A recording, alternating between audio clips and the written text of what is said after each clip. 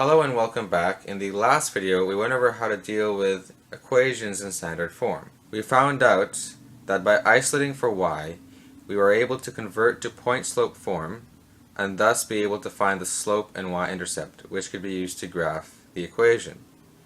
There is actually another method that is also very useful when it comes to dealing with equations in standard form, and that method is called the intercept method. So before we get into this first example, I'm just going to go over a general idea with intercepts. So let's plot a point on the y-axis. This point is 0, 2. Now we'll notice that its x value is 0. Similarly, if we plotted the point on the y-axis at -3, we would have the point 0, -3. And so we can see that for any point along the y-axis, the x value of that point is 0. So for any point that is a y-intercept, x is equal to 0. Similarly, for any point along the x-axis, for example, if we plot a point over there, the point is 4, 0. If we plot a point over here, then the point is -2, 0. And we'll notice for both of those points that the y value is 0. So similarly, we see that for any point along the x-axis, the y value of that point is 0. Or we can say, for any point that is an x-intercept, y is equal to 0. So that is the kind of idea that we're going to be using in the intercept method. So the first step will always be to plug in x is equal to 0. So we'll get 3 times 0 plus 5 times y is 15. 3 times 0 is just 0, so it cancels out. And you have 5 times y is 15. You can divide both sides by 5. And you'll get y is equal to 15 over 5, or y is equal to 3. And we thus see that for x is equal to 0, y is equal to 3. And a point on the graph is 0, 3. Now notice that by plugging in x is equal to 0, we found the y-intercept of the line. And that is the kind of idea we went over in the previous slide. Any point that is a y-intercept will have an x value of 0. We can then similarly plug in y is equal to 0. We'll have 3 times x plus 5 times 0 is 15. 5 times 0 is just 0, so that cancels out. And we have 3x is equal to 15.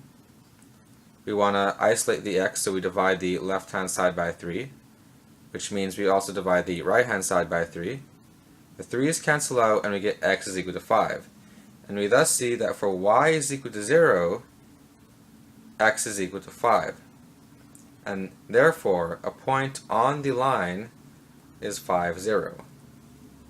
So we can plot that point on the graph, and we see that by plugging in y is equal to 0, we got the x-intercept. This again goes along with what we said in the previous slide.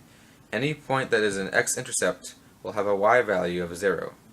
And the idea is, once you get 2 points, you can just connect them to form the line.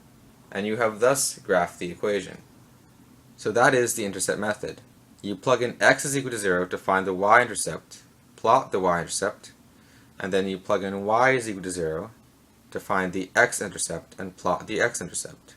And then you get the line. So why don't we do one more example? 4x minus 2y is equal to 8. It's going to be the exact same idea. We plug in x is equal to 0. We get 4 times 0 minus 2y is equal to 8. 4 times 0 is 0, so we cancel that out. And we have -2y is equal to 8. We can then divide the left-hand side of the equation by -2. And therefore we will have to divide the right-hand side of the equation by -2. The -2's will cancel out, and we'll have y is equal to -4. We therefore see that for x is equal to 0, y is equal to -4, and therefore a point on the line is 0, -4. So we can plot that point, and we again see that by plugging in x is equal to 0, we got the y-intercept. We can then plug in y is equal to 0. We'll have 4 times x minus 2 times 0 is equal to 8. 2 times 0 is 0, so that cancels out, and we're left with 4x is equal to 8. We can divide the left-hand side of the equation by 4, and therefore we have to divide the right hand side of the equation by 4.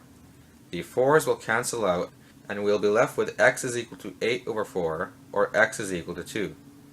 And we therefore see that for y is equal to 0, x is equal to 2, and so a point on the line is 2, 0.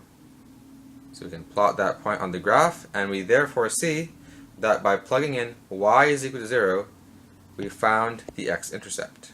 And once again, we can connect those points, and we'll have our line. So again, that is the intercept method. You're plugging in x is equal to 0 to find the y-intercept, and you're plugging in y is equal to 0 to find the x-intercept. Now, you'll notice that all of the videos that we did up till now focused on taking an equation and using that to graph the line. In the next video, we'll learn how to take a line on a graph, and from that, determine the equation of the line, or the linear equation. So that's all I wanted to say for this video. Thanks for watching.